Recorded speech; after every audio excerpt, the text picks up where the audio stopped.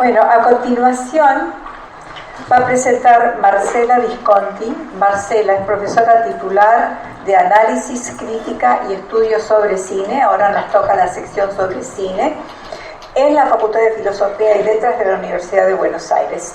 Es doctora en Teoría e Historia de las Artes y durante el periodo del 16 al 18 fue vicepresidenta de la Asociación Argentina de Estudios sobre Cine y Audiovisual. Bueno, buenas tardes a todos, a todas. Muchas gracias, Gwendolyn, por la presentación y también por haberme invitado a ser parte de este panel. Estoy muy contenta de estar acá. Bueno, me gustaría comenzar diciendo que en una historia de las mujeres que escriben cine en la Argentina que algún día habrá que hacer, sin duda, Beatriz Guido debería ocupar un lugar central. Avanzados los 50, como ya se ha comentado en la mesa, Beatriz Guido se vincula al cine a través de Leopoldo Torre Nilsson, con quien mantuvo una colaboración sostenida a lo largo de 2 décadas. El lugar que ella ocupó como guionista en casi 2 decenas de películas que fueron muy vistas, muy importantes, no solo aquí en nuestro país, sino también en festivales internacionales muy renombrados, donde ella además, como se dijo también, se ocupó de abrirle camino a esas películas en muchos casos. Ese lugar que ella ocupa como guionista es un lugar muy singular que se da entre el cruce del cine y la literatura de un modo muy personal, con un sello propio, verdaderamente. La misma Beatriz Guido cuenta que su primer acercamiento al cine fue al escribir una escena para la película Días de Odio. Una película, esta escena que le pide Leopoldo Torre Nilsson, no sé si vieron la película de Días de Odio. Es una escena en la que están en una cocina la joven protagonista y otro joven, Duilio Marcio, que se conocieron casualmente en un parque, y están allí en la cocina, se encuentran en un departamento donde hay una fiesta y están sentados en el piso conversando, porque sienten una extraña afinidad. Se sienten como si estuvieran de algún modo ligados, como si estuvieran en sintonía. Es curioso porque esta escena en la que un hombre y una mujer están descubriendo esa afinidad también está sucediendo del otro lado de la cámara entre Leopoldo Torre Nilsson y Beatriz Guido, que por esos años se conocen y también sintonizan entre sí a través del cine y de la literatura.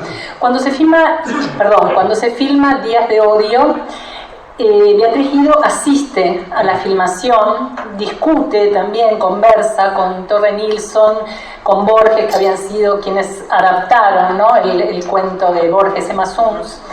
Y en ese sentido, el primer acercamiento que tiene con el cine Beatriz Guido está marcado por ese espacio fundamental que va a ser el set de filmación, que va a marcar luego todo su trabajo. Beatriz Guido va a encarnar una nueva figura dentro de la literatura argentina, como se la ha llamado, ¿no?, una escritora del set.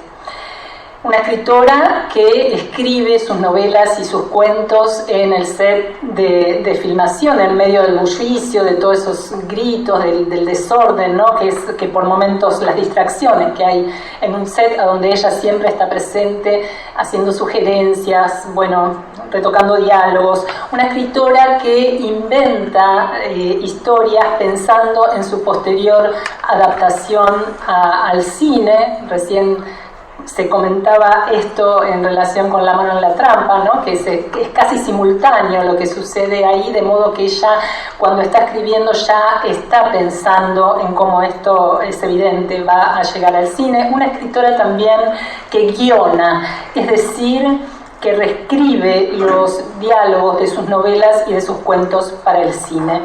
Entonces, por un lado quería destacar esta doble cara de su trabajo literario, atravesado por el ámbito del cine como el ambiente o como el espacio físico concreto, donde despliega su imaginación literaria.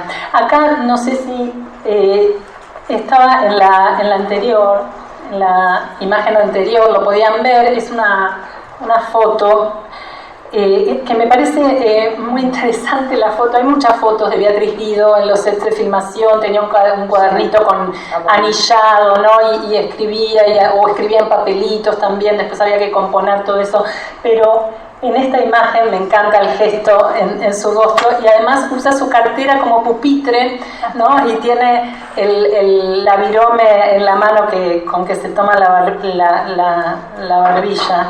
Entonces, una novelista que a la vez se convierte en una guionista profesional. Es decir, una guionista cuyo nombre lleva el peso de la firma como reconocimiento de una carrera y de una posición dentro del campo cinematográfico. Desde que su novela La Casa del Ángel es filmada por Torre Nilsson, esto es en 1956, se filma, se estrena el año siguiente. Desde ese momento fueron filmados unos 20 guiones suyos, de los cuales más de la mitad estaban basados en sus propios relatos o novelas. No sé si podemos escucharla en un audio de Beatriz leyendo. Ahora nos servirán el café. Yo lentamente termino con el postre, para que no llegue ese momento. Tendré que levantarme, servirlo yo misma y acercarme a él para ofrecerle esa pequeña taza de porcelana que no ha dejado de temblar en mi mano durante todos estos años, cada vez que se la acerco. Bueno, es La Casa del Ángel. Con La Casa del Ángel comienza esta etapa de trabajo conjunto y sostenido a través de distintas formas de colaboración que exceden la escritura, porque no solo, bueno, no me quiero extender en esto, pero sí decir que Beatriz Guido también llega a intervenir en el casting, diciendo qué actor o qué actriz era mejor o peor para tal o cual personaje, también en el diseño de los ambientes. Bueno, es decir, cumplió un rol muy activo en los proyectos en los que se involucraba.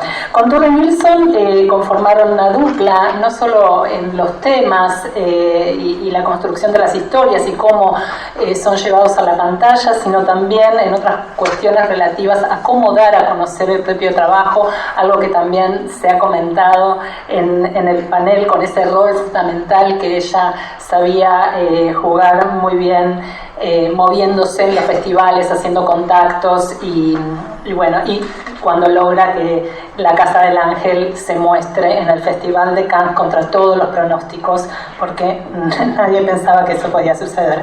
Bueno, se vieron también algunas portadas de los guiones de todas las películas. Hicieron muchísimas películas: El secuestrador, La caída, bueno, ya sé, La terraza, bueno, muchísimas películas. Ella trabajó también con otros pocos directores, Fernando Ayala, que se comentó, y en los 80 con algunos, con Nicolás Arquís. Bueno, hay un par de trabajos. Entonces, el trabajo de Beatriz Guido abre un capítulo inédito en la historia del cine argentino, con una producción muy, muy prolífica y con una continuidad que es absolutamente impensable para cualquier otro escritor, y una continuidad que es absolutamente impensable para una escritora en esa época. Entonces, hay además una cuestión interesante, que es que en este acercamiento tan próximo al cine se da como una retroalimentación inversa desde el cine hacia la literatura, ¿no? Por ejemplo, esto de que La mano en la trampa, cuando sale el libro con el relato largo, bueno, ya hay, a veces sus trabajos se publicaban después de que la película se hiciera, entonces de algún modo eso ya generaba cierta expectativa también sobre esos relatos, y además También podríamos pensar que el cine le permitió, le dio a Beatriz Guido toda una proyección internacional que tal vez, no lo sé, no es posible saberlo, pero tal vez hubiera sido más difícil de otro modo, porque ella en los festivales también aprovechaba hacer contactos para traducir sus libros, y entonces también de ese modo hacía circular su literatura internacionalmente. Bueno, por último, y ya a modo de cierre termino, quisiera destacar el lugar de su escritura como una instancia clave para el surgimiento de una nueva protagonista en las ficciones del cine nacional en el contexto de modernización del cine de los 50 y de los 60, a través del personaje de una joven o una adolescente que asume el punto de vista que lleva adelante el relato. Una joven aniñada cuya mirada revela los aspectos más siniestros de la cotidianeidad familiar, ¿no? Si pensamos La mano en la trampa, bueno, en La casa del ángel, La caída, esa nueva protagonista femenina que va a encarnar Elsa Daniel, poniéndole el cuerpo, el rostro, la voz, como si fueran hasta casi distintas versiones de un mismo personaje. Esa joven ingenua, inocente, pero también con un dejo, con cierta dosis de perversión, surge de la literatura de Beatriz Guido. Quería entonces, si es posible, no sé si hay tiempo, terminar mostrándola a esta joven en esa brevísima apertura de La casa del ángel.